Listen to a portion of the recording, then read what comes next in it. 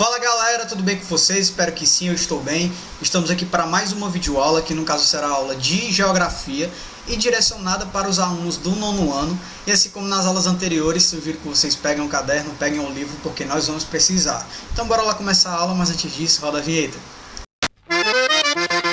Anote o número. Capítulo 4, Desafios Políticos que envolve a Ásia. Então, galera, de antemão, claro, a gente já sabe, né, a partir das aulas anteriores, que o nosso principal objetivo hoje, né, o nosso principal objetivo foi, nas últimas aulas também, entender algumas perspectivas e dinâmicas, né, que vão ali estruturar o território, o continente asiático, certo? Então, no decorrer das nossas aulas, a gente estudou a Ásia no cenário geopolítico mundial, né? Qual é a importância da Ásia politicamente no contexto do mundo, quais são as relações com os outros países, né? Enfim, então a gente procurou entender isso. A gente procurou entender também, a Ásia atualmente fazendo uma contextualização histórica. A gente procurou entender a Ásia de hoje a partir de uma perspectiva histórica, né? Então a gente foi lá na Guerra Fria, por exemplo, que vai ser conteúdo da aula de hoje, inclusive, também. A gente vai ver algumas perspectivas, né? Porém, nas aulas anteriores, a gente já procurou entender também a Ásia na Guerra Fria. Qual foi o papel dos países que estruturam, né, o continente asiático. A gente procurou entender isso também. Além disso, um outro assunto que a gente entendeu foi a reaproximação das Coreias, né, e a tentativa de reaproximação no decorrer dos anos, né, e a questão de Taiwan também, não é isso? A relação de Taiwan com a China, com os Estados Unidos, né, com a Rússia de hoje, não é isso? Então a gente procurou entender essas perspectivas também, e hoje o nosso principal objetivo vai ser entender o envolvimento das grandes corporações e blocos econômicos nas disputas territoriais asiáticas. A gente já sabe também que a Ásia, né, no contexto do continente no geral, é muito diversa, e a partir dessa diversidade acontecem muitos conflitos. Tá? Então esses conflitos não vão se restringir somente a dinâmicas internas do continente. Tá? Existem aí dinâmicas externas que vão contribuir para que disputas, para que conflitos aconteçam no contexto do continente asiático, certo? Então hoje a gente vai abordar esse conteúdo de forma mais objetiva, esse envolvimento de grandes corporações e os blocos econômicos aí na disputa territoriais asiáticas, tá? Então bora lá. Envolvimento das grandes corporações e blocos econômicos nas disputas territoriais asiáticas.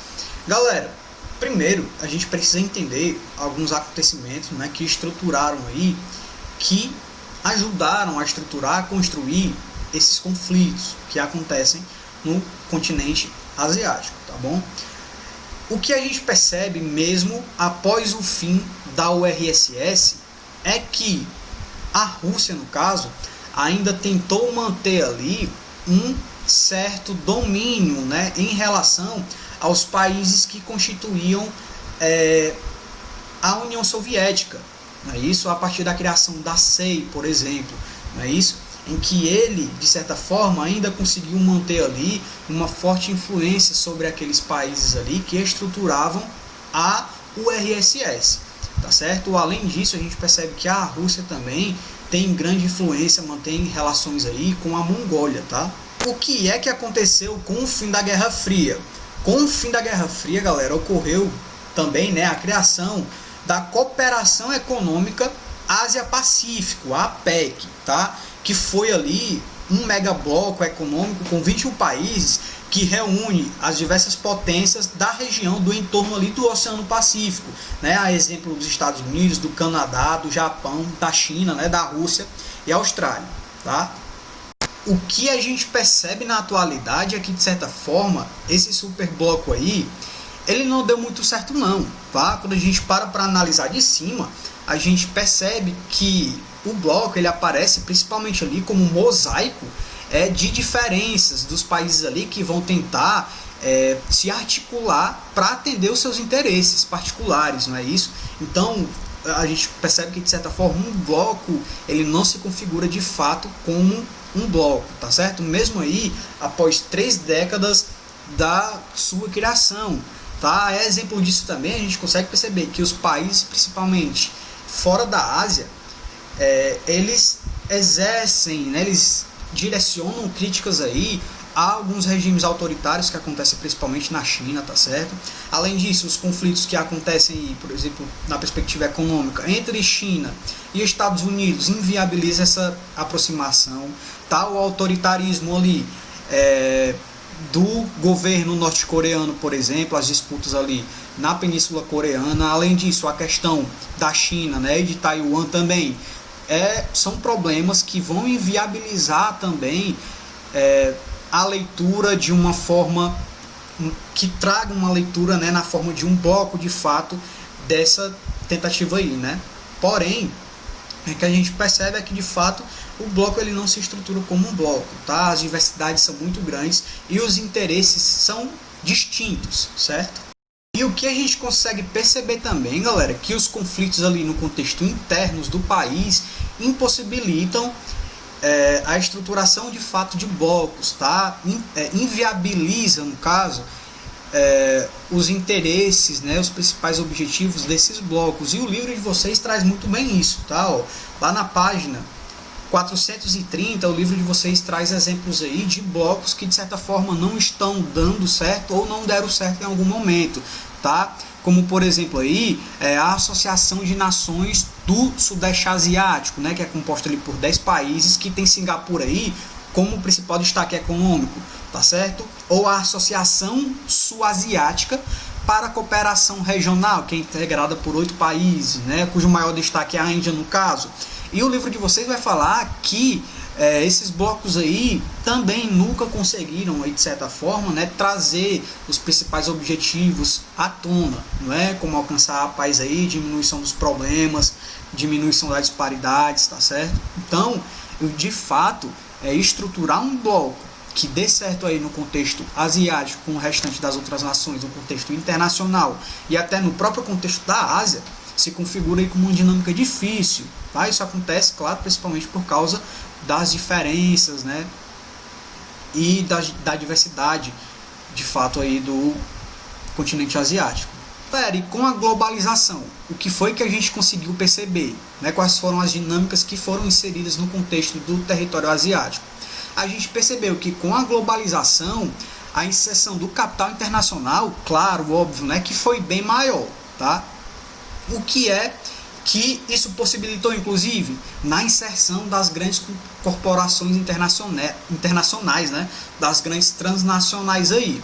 A gente percebeu, por exemplo, no período da Guerra Fria, que essas corporações se restringiam principalmente ali aos países que eram capitalistas, tá? Hoje em dia a gente percebe que essas grandes transnacionais, né, essas grandes corporações estão inseridas praticamente em todo o território.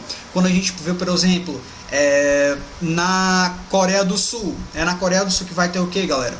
A Samsung, a Hyundai, tá? A gente percebe que na Ásia também que vai estar a Toyota. A gente vê que na China existem 21, né, corporações que estão inseridas dentro das 100 maiores corporações internacionais aí do mundo, tá certo? Então a gente percebe que o território asiático hoje se insere muito bem nessa ideia das grandes corporações internacionais, né, das grandes corporações transnacionais que se intensificaram principalmente a partir do período ali, né, a partir da dinâmica da globalização, tá? Antes de se espalharem pela Ásia, né, e claro, consequentemente pelo restante do mundo, a gente percebe que esses grandes conglomerados, essas grandes empresas, eram estruturadas principalmente a partir das estruturas familiares, lá no contexto da Ásia, tá? Eram as famílias ali que iriam se organizar para de fato estruturar as grandes empresas que estavam inseridas naquele período ali, tá? Naquela área, tá certo? Então eram conglomerados familiares, entre aspas, tá? Isso acontecia principalmente no contexto do Japão e da Coreia do Sul. Na Coreia do Sul, por exemplo, a gente tem os chaebols, tá certo? Que foram grandes conglomerados aí familiares que tomaram ali o monopólio das atividades industriais no contexto da Coreia do Sul, e além disso eles tinham grande influência também no contexto social de forma geral, tá? Na economia aí, e nas questões sociais de forma geral, tá certo? Então essa dinâmica de fato acontecia. E no Oriente Médio a gente percebe que há também a presença dessas maiores corporações petrolíferas, né, galera? Inclusive as maiores corporações petrolíferas do planeta, tá? Sobretudo no período áureo ali do cartel das Sete Irmãs, né, que foi um grupo ali constituído originalmente por 7 grandes corporações, 5 delas estadunidenses, claro, né, enfim, uma britânica e uma holandesa, de expressiva influência no mercado de petróleo no século passado, tá? Então, após a fundação da Organização dos Países Exportadores de Petróleo, da OPEP, que a gente já conhece, né, lá da década de 1960, essa entidade atuava aí como outra modalidade de cartel, tá? Já que era formado por grupo de países. A geopolítica do petróleo foi expressivamente alterada, a partir dessa dinâmica aí, certo? Então é isso, galera, a gente encerra a nossa aula por aqui. Eu espero que vocês tenham entendido, e vocês já sabem bem, caso não tenham entendido, podem entrar em contato comigo pelas redes sociais, e a gente tem o nosso Google Meet, onde a gente pode tirar essas dúvidas e ampliar essas discussões também, certo?